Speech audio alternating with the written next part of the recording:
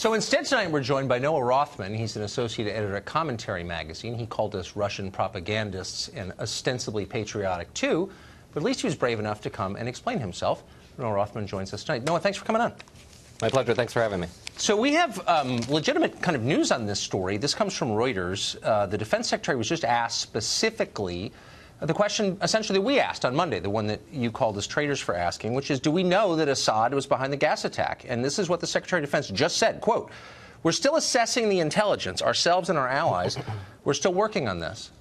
So as with the gas attack last April, the Secretary of Defense, who would know, has not confirmed that we know the Assad government did it. So why am I unpatriotic for asking the same question? Well, let me say at the outset, I have not called you a traitor. I did not call you unpatriotic. I would not question. Yes, you did. I have it right here. You called me, and I'm quoting, an ostensibly patriotic American opinion maker who is advancing the geopolitical narratives in defense of a blood-soaked regime that threatens American interests.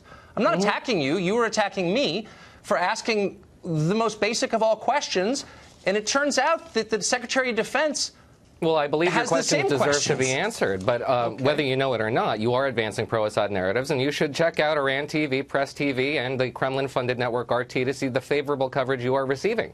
I don't believe you're doing that intentionally. No, but hold on. That's irrelevant to the question. So let's answer the question. I don't seek that coverage.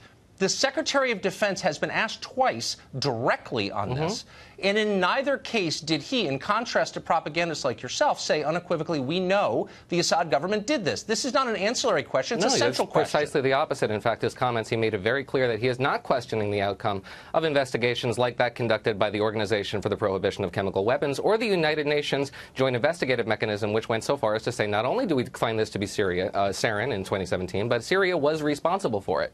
These are investigations that were conducted in very thorough. If I can just read, and I have to say, I mean, again, I don't want to be mean to you, and I know you're new to this, but here's part of the Q&A with the Secretary of Defense on the previous gas attack. And he's asked, is there credible evidence about sarin and chlorine? No, I have not got that evidence, not specifically. I don't have the evidence. What I'm saying is that other groups on the ground, NGOs, fighters, have said sarin has been used. We are looking for evidence. I don't have evidence, credible or uncredible. That was the response from the actual exchange. Yeah. I don't know. Is he an agent of Putin, too, for saying that? I don't know why you would suggest that. He is saying that we don't have assets on the ground in western Syria, which is frankly the truth. Those who have been on the ground in western Syria, again, the OC, the CW, and the United Nations, have established rather definitively that this 2017 attack was a sarin attack. Now, this most recent attack, there hasn't been a comprehensive report because it just happened. Stop. Nobody is contesting the nature of the attack. That's immaterial. We can determine what the chemical was. The question is who launched it. Because that's the question on which our action turns. Correct. If it was launched by rebel groups, then we probably wouldn't attack the Syrian army in response. So who did it is the question. And the U.S. government has not definitively determined that. That's all I said on Monday, and you accused me of defending a blood-soaked regime. No, what you said actually is that this was propaganda designed to manipulate the American public opinion, essentially questioning the Trump administration, suggesting that they have misled the public into war, and that is a very strong accusation. Hold on. I'm questioning anyone who states as fact what he doesn't know as fact. That's it. It is propaganda to say something that you don't know is true and pretend that you do know it's true. Well, we do know that the rebels do not have an air force. We know that these were delivered by air. We know that they contain they're delivered by canisters. They have been appearing in a variety of different places, which is compression, which is what you need to use a precursor for sarin nerve gas. And those are information that is delivered to us by people on the ground. We do not have American assets in western Syria. So we do rely on other people to provide us this information. But when you say other people, these are people with skin in the game, in the civil war currently unfolding. And look, I am not here to defend, and I hardly would have to say this with a rational person, the regime of Assad. Why would I? I'm an American. My interest is only in what's best for America.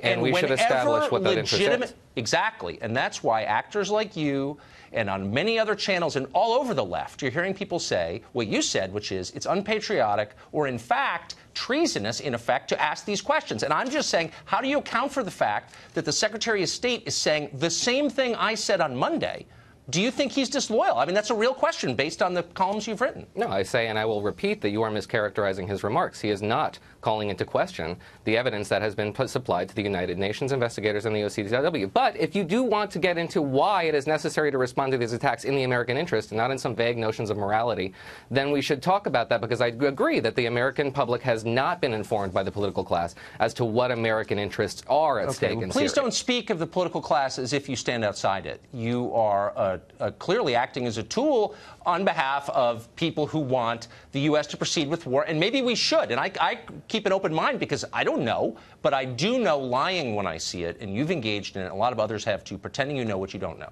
So now you tell me why it's in America's interest to wage war in Syria. 2 points. Number one, the United States has troops all around the world. Chemical weapons are relatively ubiquitous and pretty cheap. When Americans come into contact, even casual contact with these, as they did in Iraq, it can affect you for the rest of your life. We do not want to see a future in which chemical warfare has become a status quo of the battlefield, because the United States will come into contact with it and American soldiers will suffer from it. Secondarily, in the last 14 months, there have been 2 state-sponsored terrorist attacks on foreign soil, Russia and North Korea respectively, using weapons of mass destruction, using chemical nerve agents. This is a very dangerous new reality, and we need to stop it now and reestablish deterrence. I couldn't agree more. But of course, you're arguing parallel to the real argument, which is, how do we respond? And who did this? And so we know that rebel groups have in their possession, there's video of it, since we all trust video now, of them in possession of chemical weapons. So really, if you seek to deter the use of chemical weapons in the future, you'd want to punish the people who use them this time. And as we stated at the outset, and you agreed, we're not sure.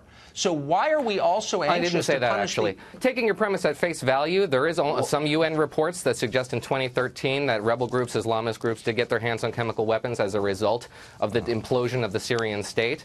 And the lesson there is to prevent the implosion of a state that has chemical weapons. If you were to nip this in the bud, as it were, then you would want to make sure you interdict any future possibilities in which rebel groups that we no longer believe are reliable that can get their hands on these weapons. Right. Well, they're not reliable, which is why I don't want them in charge of Syria, which is why I'm not calling for a war with Syria, in contrast to you. But can we end? We're out of time on this one point, which is, if you want to have an adult conversation about adult issues, wouldn't you agree that it's helpful not to call names, but to engage with the actual questions? It is. That's why I did not call you names. And I did not dismiss you. I answered your questions directly.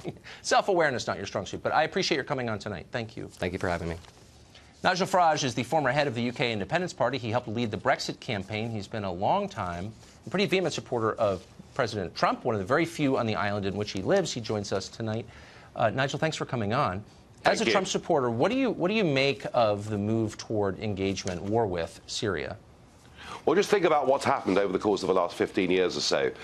Iraq, we went in, we tried to get rid of the Arab nationalist dictator. We succeeded. What was the result? Hundreds of thousands of death and chaos. Libya, the same. We go in, we get rid of an Arab nationalist leader that we don't like, and we open the door for ISIS and, of course, the crisis we've seen coming over the Mediterranean to Europe. So our track record of intervening because morally we think we should, without a proper strategy, without working out a long-term plan, is bad. And let's just look at this. A week ago, the president said American troops would pull out of Syria. Tonight, we appear to be on the verge of perhaps quite large-scale military action, and not just with America, France and Britain joining too. Do we have a plan? Can you imagine if the scale of the strikes was such that Assad got toppled? Do we actually think that would make Syria safer and better? You know, whatever we think of Assad and the support that he's had from the Russians, they have just beaten ISIS militarily in the field. So there are some big issues here where we have similar interests. And yet the advocates for this are telling us that somehow Assad, which has been his government has been at war with Sunni extremists for years, was somehow in league with ISIS. So it raises a larger question: why all the lying? What is this really about? I'm honestly confused. But I know lying when I see it, and it's going on now in a large scale. Yeah, I understand that. But I'm also curious, too, as to why Donald Trump, who was so clear in 2013, as indeed I was, as to why it was not a good idea to get involved in Syria, it was not a good idea to arm the rebels, quite why Donald Trump appears to have had this change of mind, I don't know. It's seemed for some time that the globalists in the West need to have an enemy and kind of want to have a war. And, you know, going to war is the most serious decision any government can ever take. This should not be done without clear strategy. And I'll give a warning to all the politicians here in Britain and many of those in America. You and your chums in your clubs tonight may think this is the right thing to do. Be very careful and very cautious about public opinion. A poll out in Britain today shows only 1 in 4 Britons supports military action, and I'll bet in America it's not a majority either. But if you don't believe in democracy, it doesn't really matter. Last question quickly. Do you think that one of the purposes of war would be to divert attention from the fact that you're not taking care of your own people? You're elected to look after your own people. And when you don't, maybe having a war is a way to change the conversation. Yes, it is. It's also a great deflection away from all sorts of social issues, you know, which really give all of our problems great countries. The first role of government is to protect and maintain the interests of its citizens. Exactly. However horrible things in Syria are, they do not affect directly American interests or British interests either. And I hope our leaders think again. I hope so too. Nigel Farage, thank you for that clear explanation.